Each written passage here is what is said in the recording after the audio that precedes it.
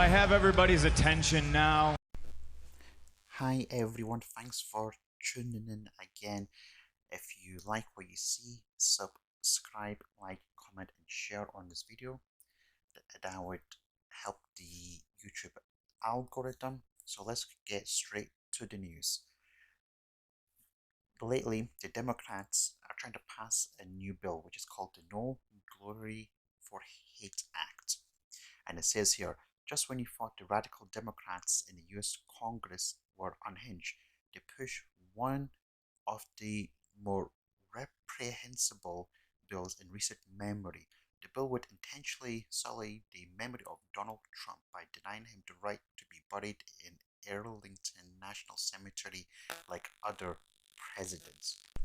Here it says, No Glory for Hate lawmaker puts forward bill blocking Trump name from so much as a park bench.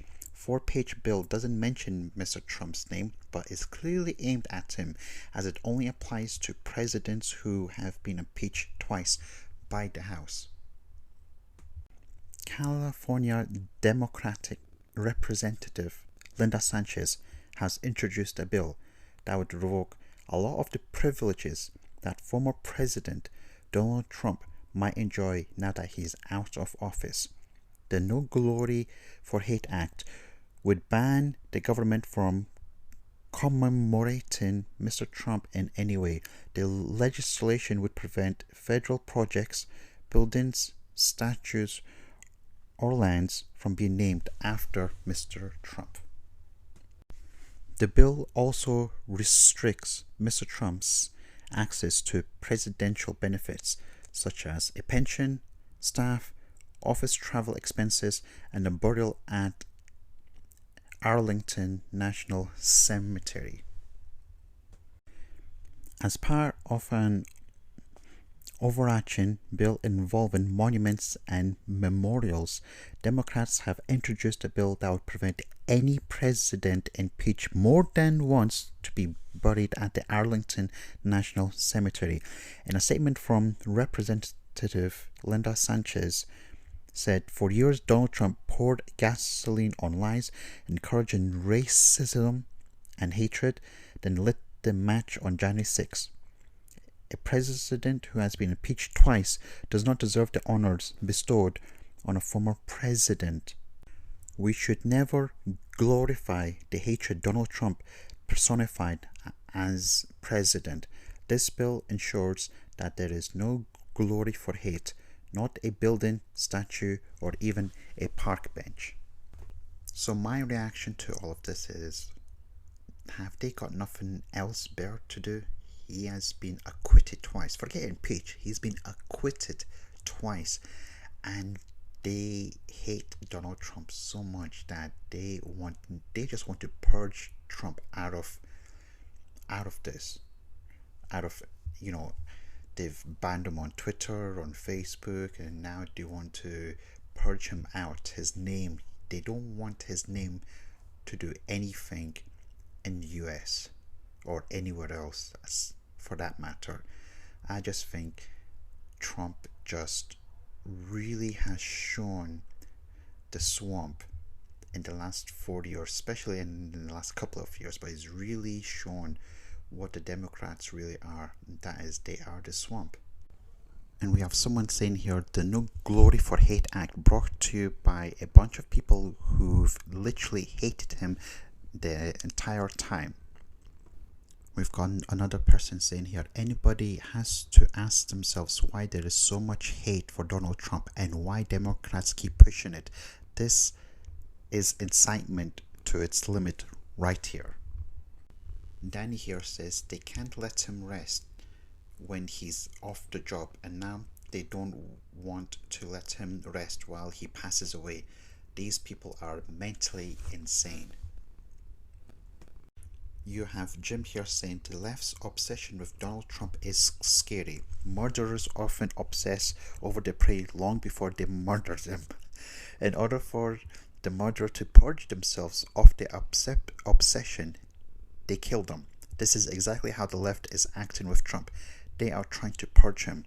And you've got someone who responded to that by saying, if this is the case, the left is the Ted Bundy of politics. You've got someone saying here, Pelosi is an 80-year-old who acts like an 80-year-old. That's actually true. You have David here saying they actually admit that they're going after Trump simply out of hate. That's because the Democrats have nothing else better in their lives than just to hate Donald Trump. You have Leah here saying this obsession by the Dems and liberals with Trump borders on mental illness. They look weak and unhinged. You got this person saying those people are really deranged. They're obsessed with Trump. He's really going to live in their heads rent free for a very long time. And to prove that point, what it says there is, I live in your head and pay nothing for rent. This is exactly how the Democrats are reacting to Trump for the past 4 to 5 years, ever since Trump came into politics. This is exactly how the Democrats are still acting, even though the fact that he's not in office anymore. They are still acting as if Trump lives in their head, rent-free, of course. You have this person saying their jealousy is turning them psychotic, because the truth is they are psychotic. And this person saying, after reading the bill, it sure sounds like the person who wrote this bill is full of hate. Maybe the bill should be applied to the author first and then to the other Democrats. If only that was the case, then the world would be a better place. You have Pete here saying, a bill sponsored by the party that hated America so much that they spent 4 years trying to remove a legally elected president, because, as everyone knows, Trump has been acquitted twice. Not once, but twice, because there was no collusion with the Russians and he didn't incite any violence on January the 6th. Ridiculous this bill is. You even have someone who doesn't even like Trump admitting it. This is ridiculous. This person says, I don't like Trump, but I'm so glad he's out. But this is ridiculous. House Democrats, get to work already. You've got this person saying this is basically an admittance that they're gonna F up so badly that Trump will win in 2024, and they'll do anything to prevent that from happening. You have this person, Diego, saying this is a waste of money and effort. I don't like Trump either, but goddamn, this is the prettiest little display of power ever. And I think this shows not just Trump supporters, but people who don't even like Trump are even admitting that this bill is pretty bad and makes the Democrats look so bad. Now, another reason why this is so ironic, because I'm sure, wasn't Joe Biden talking about healing unity all the time? It's time to put away the harsh rhetoric, lower the temperature, see each other again, listen to each other again. And to make progress, we have to stop treating our opponents as our enemies. They are not our enemies. They are Americans. They're Americans. So while Joe Biden is talking about heal and unity, this person is saying, so if someone promised to give you at least $1,400 and they didn't, you would get pissed, would you not? This stimulus check is one of the massive reasons he's in office right now. I think we, the people, have the right to be peed off. We give this idiot his job. The American Rescue Plan is going to keep the commitment of $2,000. Those $2,000 checks will go out the door, getting people that $2,000 in relief. $2,000 in direct payment. And the debate over $2,000 isn't some abstract debate in Washington. The president proposed the $1,400 checks to make to plus 600 is of course $2,000. $2,000 is going to go a long way. So this person is saying they have time for this, as in the No Glory for Hate Act. But what happened to those $2,000 checks they promised? $2,000 is going to go a long way. This is $1,400. Together, that's $2,000. We need to get $2,000 stimulus checks. $2,000 stimulus checks. I'm not cutting the size of the checks. You send me and Reverend Warnock to the Senate, we will pass those $2,000 stimulus checks. This person is saying, cool, thanks for taking the time to pass a bill against one person while the rest of us are waiting on that $2,000 that you promised. Also, Texas is freezing to death. I don't know, maybe get on that. You have this guy says, do Democrats have nothing better to do? Oh wait, they owe us our effing checks, and they owe Texas Power warm food and shelter. It'll be $1,400, period. And when you send me and Reverend Warnock to the Senate, we will pass those $2,000 stimulus checks. You've got these people saying, cool, is there anything else important going on? The person underneath says, I hate this effing country so much. And the person underneath that says, don't they have better things to do? If the second impeachment wasn't enough, this definitely is. Move on and do your actual jobs. The parents, one making 30 grand, one making 40 or 50. Maybe that's a little more than I'm prepared to negotiate that. Well, yeah. $600 stimulus officially on its way to millions of Americans. You send me and Reverend Warnock to the Senate, we'll deliver the $2,000 stimulus checks. The $2,000 stimulus. They will make decisions about whether we give people a $2,000 check. We will be able to pass $2,000 stimulus checks for the people next week. So as these politicians are talking, they're talking, and all they're doing is doing lip service. This person, Matt, says they have the House, Senate, and the White House, and the only thing they care is about doing crap against Trump. How people can see that our government is broken yet want healthcare and crap regulated by the same government is beyond me. Peter here says, during a pandemic with millions struggling financially, and this is being pushed through, as in the No Glory to Hate Act, I have no words. Well, I do, but will probably get kicked off this platform. I'd like to be doing it with the support of Republicans. That money that will go out the door immediately. Really fine people want to get something done. We'll put an end to the block in Washington on that $2,000 stimulus check. You have 7 here saying they don't have more important things to do. How long until they just let Trump go? Will they keep obsessing over him until they manage some petty victory? Well, until they get some kind of victory, it looks like people in the US will not be getting the stimulus checks anytime soon. Beyond those $2,000 stimulus checks, what's your number one goal for this year? We need to be passing the $2,000 stimulus relief checks. I'm going to act fast. You know, I propose that $1,400 in direct cash payment. Yesterday, I spoke with Joe Biden about those $2,000 checks. $1,400 checks to people who need it. We're ready to get those moving immediately. That's what the American people were promised. This is $1,400. Together, that's $2,000. Those $2,000 checks will go out the door, and that's not an exaggeration. That's literally true. You have this person saying a bill that is specifically to target exactly one singular person. Glad to know they spent their time doing this instead of getting people their goddamn money. And underneath that, someone else says they don't care about the people.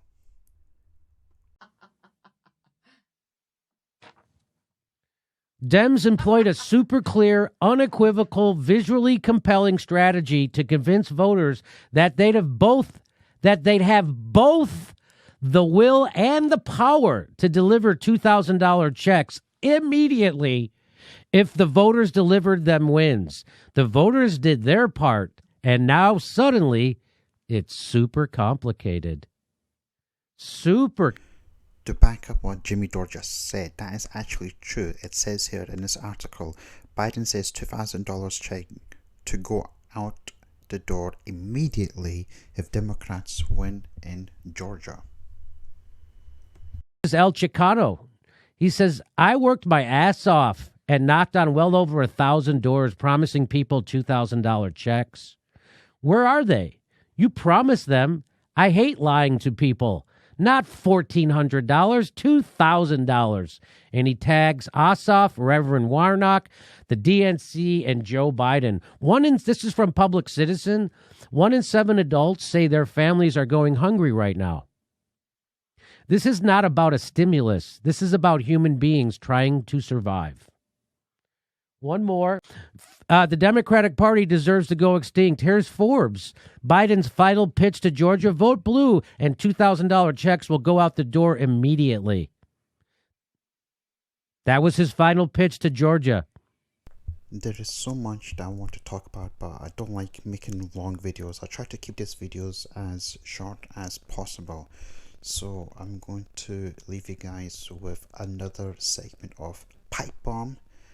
And this is from Trump's personal lawyer when Trump got acquitted the second time, just like a week ago, or a couple of weeks ago, and he is going to drop the pipe bomb on this news reporter, and just the frustration that the mainstream media is doing for the last so many years. I think he points it out really boldly and bluntly. Enjoy. And if you like this video, subscribe, like, and comment on the video if you want to see more videos like these. Joining me now is former President Trump's attorney, Michael van der Veen. Thank you, sir, for joining us. Let's get right into those words that we heard from Senate Minority Leader Mitch McConnell. He ended the trial with this passionate speech about President Trump's involvement in the insurrection. During it, he said that the former president is still liable for everything he did during his period in office. Are you expecting to face more charges against Mr. Trump in the near future, and do you anticipate being part of that defense? No, that's just political rhetoric, and I was hopeful that something would come out of this, that the political rhetoric would stop out of Washington, D.C., but I guess apparently it hasn't. Were you, though, surprised to hear those words coming from the leader of the Republican Party in the Senate? I'm not surprised to hear a politician say anything at all. No. Well, throughout the trial, you denied that Mr. Trump had a role in inciting the January 6th insurrection at the Capitol. You argued, first of all, that there was no insurrection, but during your closing arguments, you seemingly admitted that there was, in fact, an insurrection, using that word, saying that was not up for debate. What role did the former president play? You didn't understand the case. I used the word I'll give you the opportunity to clarify, sir. Sure. I used the word insurrection in my closing argument when quoting the charging documents. What happened at the Capitol on January 6th is absolutely horrific. But what happened at the Capitol during this trial was not too far away from that. The prosecutors in this case doctored evidence. They did not investigate this case, and when they had to come to the court of the Senate to put their case on, because they hadn't done any investigation, they doctored evidence. It was absolutely shocking. I think when we discovered it and we were able to expose it and put it out, I think it turned a lot of senators. The American people should not be putting up with this. They need to look at who these House managers were and look to see whether these are the folks they want representing them. It was shocking to me. Wouldn't have believed it. Let's follow up with a point that you're making right now about the House managers, as you say, doctoring evidence, and the argument. They didn't deny it. For our viewers, they didn't deny it. I put it in front of them 3 times. To be clear for our viewers, what you're talking about now is a check mark. That's a verification on Twitter that did not exist on that particular tweet. A 2020 that should have actually read 2021, and the selective editing, you say, of the tapes. Is that the doctored evidence of what you're speaking? Wait, that's not enough for you?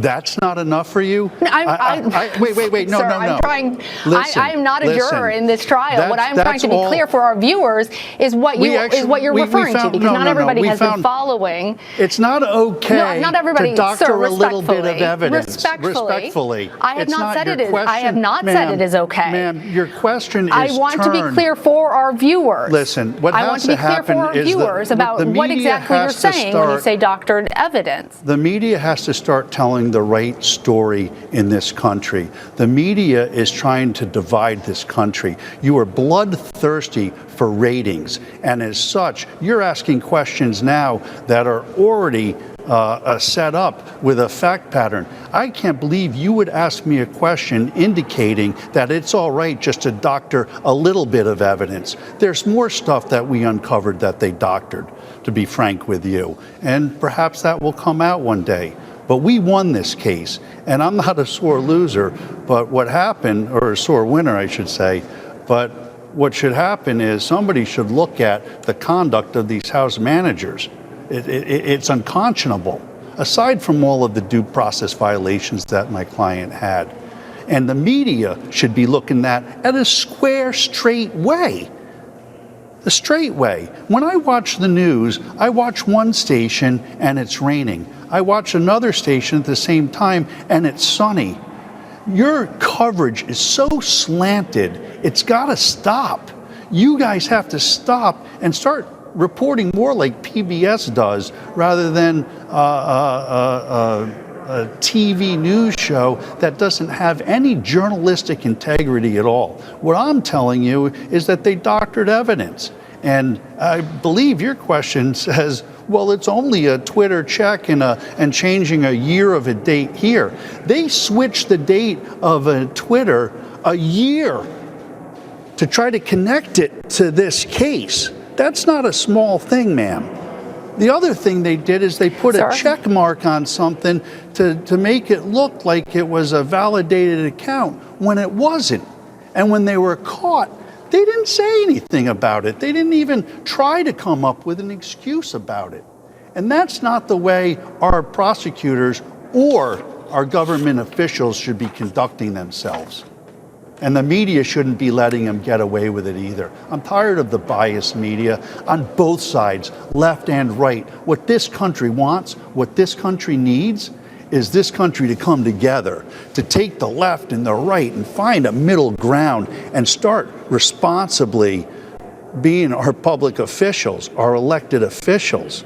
And one of the reasons why they do it is because of the media. Because the media wants to tell their narrative rather than just telling it like it is. And frankly, I'm tired of it. I'm not a media, I'm not in front of your cameras all the time, but what I've been subjected to this last week. I understand, and I've given you the opportunity. You don't want to hear the truth. Yeah. Okay. I've given you the opportunity. I will remind you that what I said was that for our viewers who have not been following all of the hours of this trial, to be clear about what you are speaking about. And I understand I'm speaking that you about seem the House very manager's upset. failure to prove their case. That's what I'm telling you. They weren't able to prove their case. You have won the acquittal of your client. Yes, and if you'd like did. to continue to talk about this conversation, we can have that discussion. I don't need to. But for me to ask a question, A slanted question that was set up to say it's okay for them to cheat. That was your question. Isn't it okay for them to cheat? I didn't say that. It's just a little bit. You said, to be fair, it was only a check on the Twitter. That's what you said. You got to live by your words. That's the problem. The media has to start living by the truth and not try to create a narrative. Michael Vanderveen. Yep. Thank you for joining us. I do appreciate. Yep. Okay. I see you taking off your microphone now. That was President Trump's defense attorney, Michael Vanderveen.